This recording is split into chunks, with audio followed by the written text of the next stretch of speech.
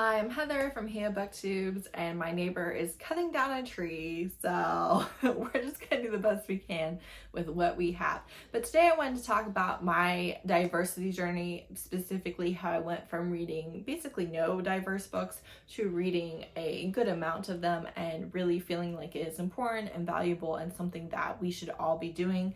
I do feel like reading diversely is the bare minimum. I feel like it is what you should be able to do without even thinking about it, but because of the prejudice not only in society but in publishing and in bookish spaces, is very easy to just read white authors. And diversity ranges more than just race, but a lot of this is going to be about reading white authors versus BIPOC authors. And a lot of times when I'm talking about this, I am kind of condemning people who aren't doing the bare minimum. I'm not trying to be nice. I'm not trying to convince you why you should be doing it. I'm specifically saying the fact that you don't do it is a problem and you should be ashamed of it. But that's not what this video necessarily is. This is about my own personal experience and how I went from kind of zero to where I am now, which is not the pinnacle. Personally, I do think that my diverse reading could be much better. I am a mood reader, and a lot of times that can be used as an excuse on why you can't read diversely, but the fact of the matter is that diverse authors write whatever it is that you like. If you like low angst, or if you like angsty, if you like hard-hitting, or if you like just soft fluffy, if you like romance, fantasy, nonfiction, literary fiction, sci-fi, whatever it is that you like, BIPOC authors, marginalized authors as a whole, they write that. They do. And they write it in whatever way you like. They write the tropes that you like, they write the subgenres that you like, they write the length of book that you enjoy. Whatever your preferences are, I can absolutely guarantee you from personal experience that they write it. You might just have to work a little bit harder to find it. And I can also tell you that working a little bit harder to find it is worth it. It is worth it. It is something that can create measurable change and that can bring you a lot of enjoyment in your reading. So I joined the booktube community in April of 2020. I'd been watching for a couple of years. I started my channel mid-April, and then of course in June 2020 there was not only lockdown, but there were the protests, and because of that, the book community specifically was really talking about this, and they were talking about it consistently. They were talking about it, every single day, and more creators were posting not only their experience in the book community about the lack of care that Black or BIPOC or marginalized in general creators were getting. They talked about the complete lack of Black authors on people's lists of their recommendations, of their reading, of their TBR, of their best of the year, of all of the things. And they were also talking about how not only was there a complete lack of Black authors, but when there was a Black author showing up, it was basically the same couple of authors, often ones who wrote about police brutality or Black pain, and that this was not the first time that this cycle had happened in the book community, and that was very clear that the book community as a whole didn't care.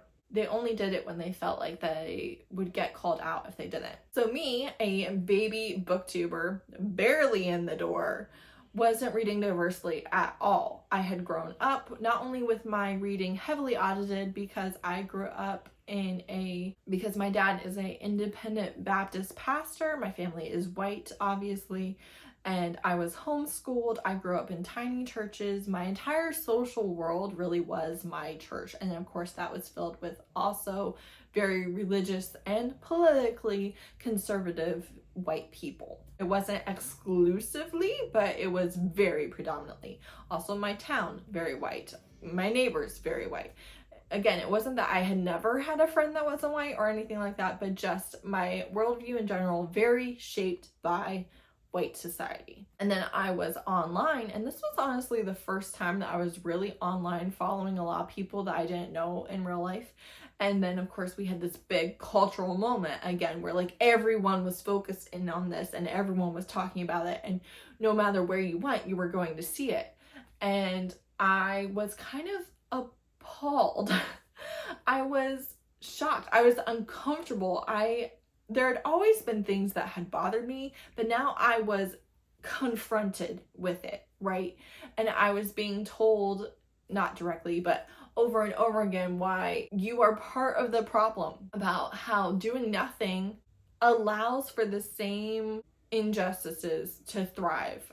I was told that you had to do it on purpose, that you had to go out of your way, that you had to do extra if you wanted to not be part of the problem. And I didn't want to be part of the problem. And I realized in a very uncomfortable self-examination from everything that I was reading and watching online, I was so uncomfortable, and I really realized that I did not like what I was seeing about myself. I didn't like the amount of apathy, the amount of prejudice, the amount of complete ignorance, just flat out not knowing.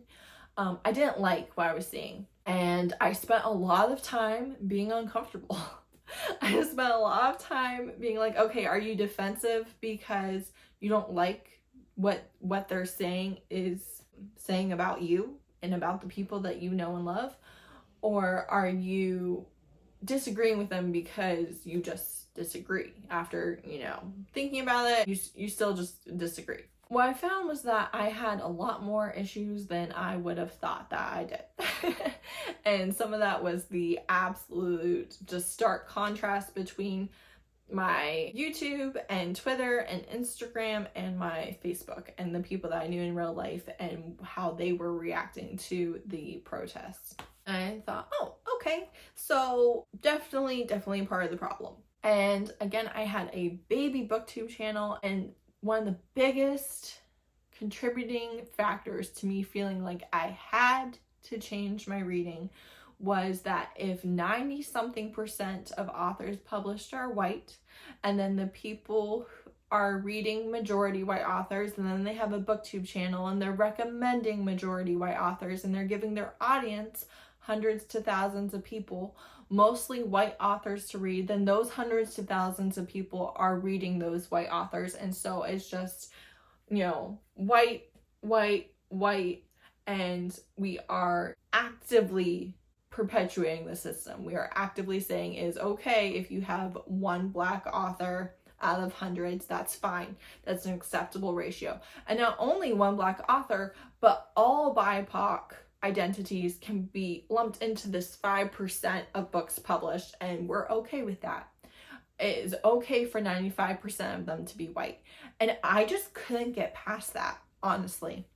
I really couldn't. I was just like, okay, there's no way that you look at that and you're not like, no, it shouldn't be like that. It shouldn't be like that. And I had started using Goodreads in 2019. Some of it books that I knew that I had read, years ago, and then some of it books that I was reading now. And I looked through, and I knew, despite my prejudice, despite things that I now can look back and be like, yeah, you hadn't done the work yet. You really had not. But I knew about myself that I didn't know anything about the authors, right? I never had, because my reading was so audited, because my reading resources were so few. I read from the library or used books. That was it. Those were my only options and resources. And so because of that, I had no idea who the authors were. And then I was able to look, and they were white. They were pretty much all white. I looked at my Goodreads yesterday, and I just kind of eyeballed it. But of the 970 books that are on my Goodreads from pre-June 2020, 12 of them are by BIPOC authors. BIPOC in general, all of them. 12 out of 970. That is 1.3%. I had no go-to BIPOC authors. There was nobody that I had read that I was actively reading whatever they published, right? There was no one that was not white. If I knew that for me, I was someone who was willing to read a book by a black or brown author, right? It wasn't like I was like, oh no, there's a black person on the cover, I'm not reading that. I knew that about myself, and yet that I'll just read whatever. I just read for the fun of it. I don't care who the author is. As much as that is used as an excuse of why you don't need to read diversely, for me it was my true reading experience. I was just reading for books, and I did not care who the author was. Well, that resulted in 12 out of 970 being BIPOC. And that knowledge, that me just, floating along the stream and just reading whatever came my way was resulting in no diversity at all was enough to convince me that if I am not okay with 95% of authors, of published authors being white, then I have to not be okay with 95% of the books I'm reading being by white authors, right? Like, that just made sense to me, that I needed to be reading and also recommending books that were not by white authors. And the biggest way to do that was by following people who were already reading and recommending books that were not just by white authors. And like I said, I've been watching BookTube for 2 years, so I was able to easily see that what the Black creators were saying about the community was accurate.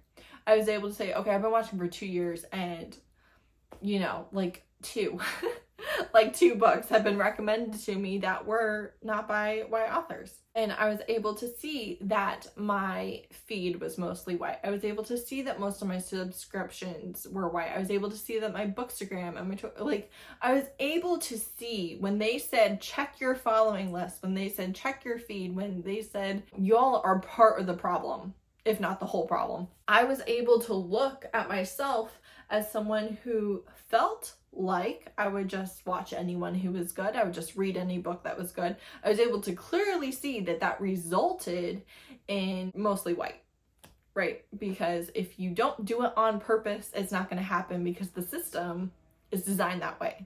Everything is working how it should, in that they want you to support white supremacy. They want you to be mostly reading, watching, all of that, white people. And I wasn't okay with that. So if I wasn't okay with that, then I would have to work at it, right? I would have to do it on purpose. And that's what people were telling me. And I was able to really just be like, you're right. I can really see from doing my own audits here, as you're telling me to do these audits, I can see that you are accurate in what you're saying. So I started right away. I know that I am the type of person that if I'm overwhelmed, I will avoid, I will procrastinate, I will absolutely not change the things, I will not do the action. I am not going to wake up tomorrow and start exercising for an hour a day. I'm not going to wake up tomorrow and suddenly change my entire nighttime routine so the whole house is clean when I go to bed. Like, I'm just not someone who does well with being like, okay, you should do this long list of things. I'm not going to. I'm not going to. So I knew that I needed to take actionable change. I needed to do it right now while I was thinking about it and not allow it to just be put off. I knew that I needed to kind of start small, because I would not maintain if I started big. I knew that I was a mood reader and that was just a fact, and I really needed to not try and go against that while still purposely making sure that mood reading took me into BIPOC authors, and specifically Black authors is kind of where I decided to start with my focus, right?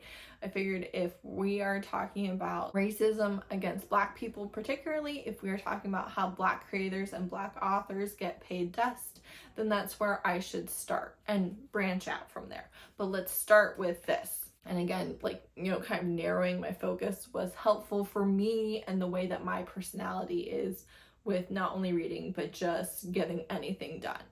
So I also knew that I needed to read authors who wrote what I liked. So I needed to read romance authors, specifically authors who wrote novellas, because I was really back in my novella game back then, and who wrote tropes and subgenres that I enjoyed. And I was not really able to find a lot of Black authors in paranormal. I have a lot now, but I wasn't really able to find them when I was first looking. So I was reading contemporary Black authors. I immediately was able to find, through people recommending it, Alexandria House, Christina C. Jones, and Rosie Adams, and Alexandra Warren. Those were some very early authors for me, and I really liked their work. There were other authors I DNF'd. I am a DNFer. I knew that giving a mediocre review to a book that I didn't really want to read just because it was by a Black author was counterproductive to what I was trying to do. So if I didn't like it, I gave myself permission to DNF it and not leave a bad review, which, that's kind of my philosophy for all of my reading, but specifically for reading diversely. It just made sense to me that I didn't want to force myself to read a book for brownie points in order to give that book a bad review. And of course, it helped that creators and authors talked about the fact that subscribing and not watching wasn't helpful, that reading but giving a bad review wasn't helpful, that putting it on the TBR but never picking it up wasn't really that helpful, and that it was performative and it was a thing that people did to make themselves feel better, but it really wasn't helpful to the person that you were claiming to try and support specifically. So I allowed myself to DNF. You know, if it wasn't the author for me, no big deal. Keep looking. And I did.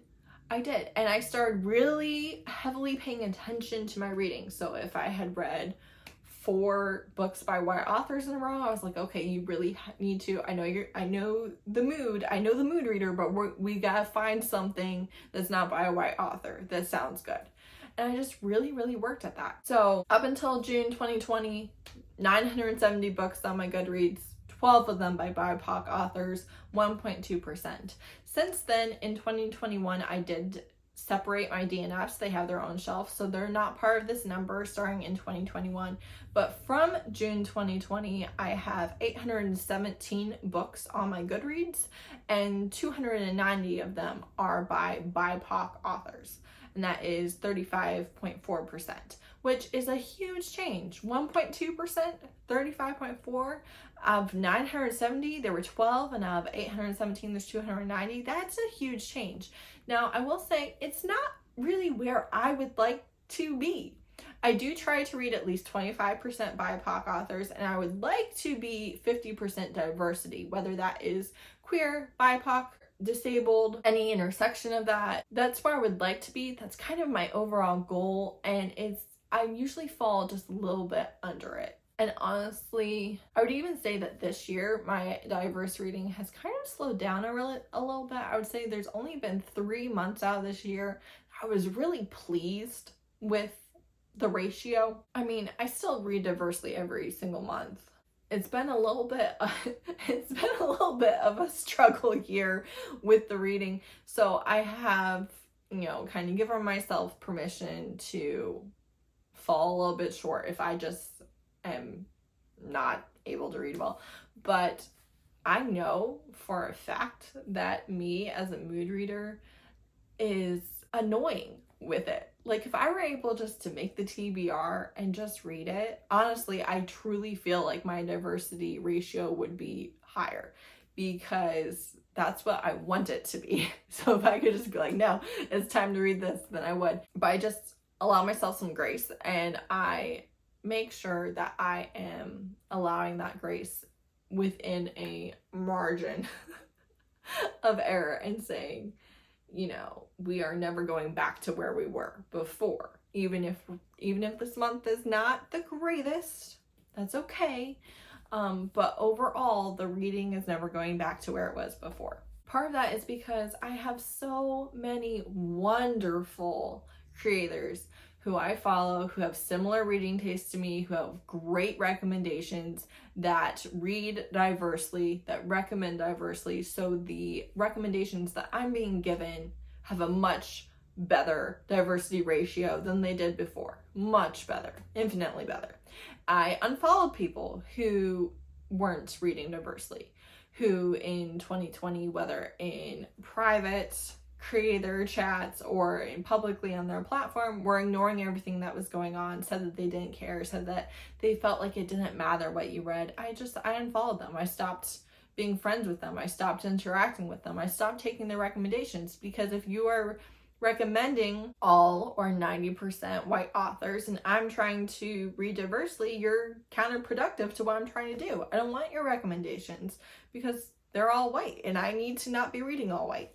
I have so many great, fantastic marginalized authors, BIPOC and otherwise, but specifically BIPOC authors, who I know I love their writing. I love their writing. I love their characters. I know that I'm going to have a good time with them. So anytime they publish a book that has a synopsis that is interesting to me, I know that I'm going to pick them up and like them. I do my best to try and read new authors. Now, I DNF a ton of new to me authors. So I know that the amount that I try and the amount that I keep aren't even close to each other. But I'm not okay with just having the same 2 authors, right? So I make sure that I'm reaching for new ones. I do my best. I think that there are 2 huge factors in being able to read diversely. Number 1 is caring. Number 1 is, does it matter to you? Are you actually trying? Does it bother you if you don't? Is it important? Do you feel like it matters? Just truly, it's just caring. And if you don't care, you don't have to fake it. It's okay. I won't follow you, but there are plenty of people who don't want to be confronted with diversity, who will happily follow you. You don't have to fake it. You just don't. But secondly is making sure that you follow people who read diversely. If the books that you are being recommended are not all white, cis, het, able-bodied, all of that, right? If the books you're being recommended are not just that, then obviously you have a much higher chance of hearing about books by marginalized authors with marginalized characters that interest you, and also picking them up and enjoying them, right? I can't begin to stress how vital that is. And some of it is, okay, you find one creator, they share another creator, or they share an author and that author shares a creator. So much of it is word of mouth, honestly. It's promoting the people who are already doing what you want to see. They're already there. They're already doing the work. They already know. Like, really, so much of it is just making sure that's who you're following, making sure that that's who you're listening to, seeing those authors, trying the authors. This one is great. Oh, you love that author? Here's another one just like them. But I won't watch somebody who recommends predominantly white authors. I won't. And that has been incredibly helpful for me. Not only because you are surrounding yourself with people who agree on the importance of it, not only because you are surrounding yourself with people who read similarly to you, but also just being reminded of why it matters. So for me, I changed not only my thinking on it, I took actionable change. I changed who I was listening to.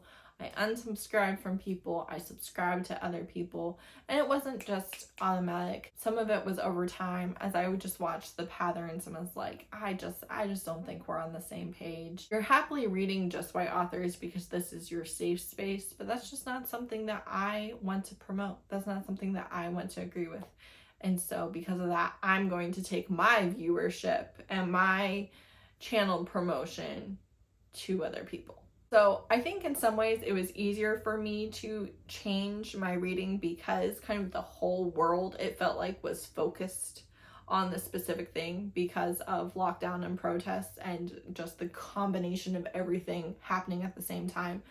I think that in some ways that really helped escalate my kind of overnight switch, whereas normally that's not really how my personality works. I like to think that I might have gotten to the same place eventually without that kind of pressure pot of everything is very focused in on this right now. I would like to encourage you, one, if you are promoting reading diversely, if you're explaining why it matters, keep doing it. There's always new people who just don't know. They just don't know. They haven't heard this discourse before, and what you're saying might really help them. We need other people to tell us what we don't know. And also, if you are not reading diversely at all, if you are on ground zero, if you look at your subscription feed, and it's almost all white creators. If you look at your Goodreads, and it's almost all white authors and white characters, and that's okay. You can grow from where you're at. Starting at 0 doesn't have to keep you at 0. You don't have to change everything right now.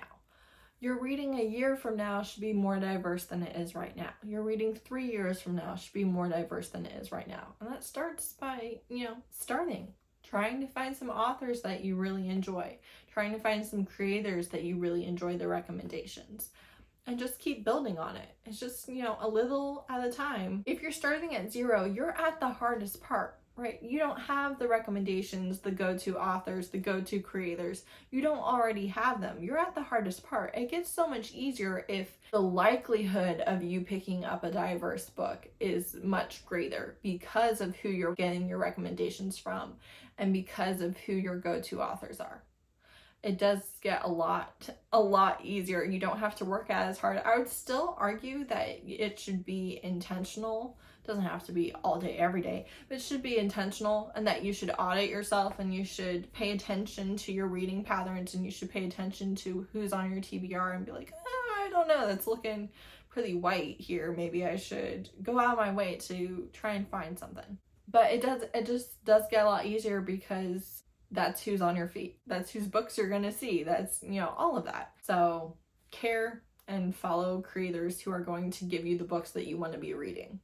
I really think those are kind of how it works.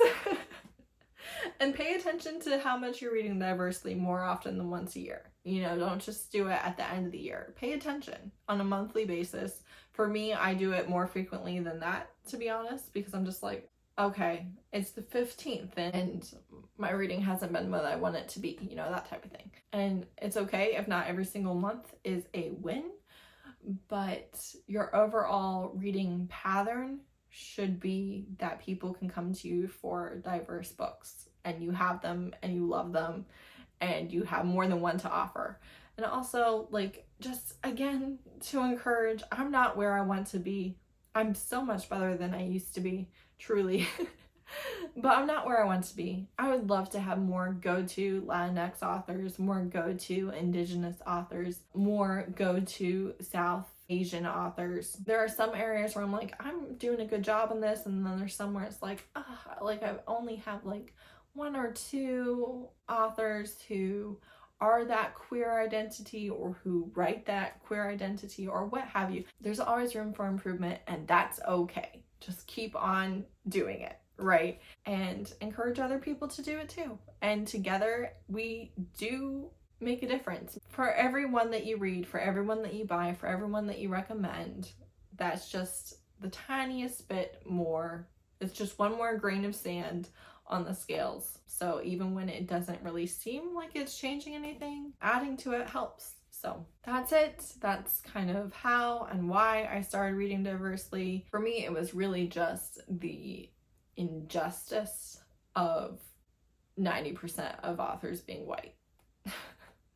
And just feeling like that was wrong, and I didn't want to contribute to it. Let me know if you had a point in your reading life where you started reading diversely and what your reason for it was.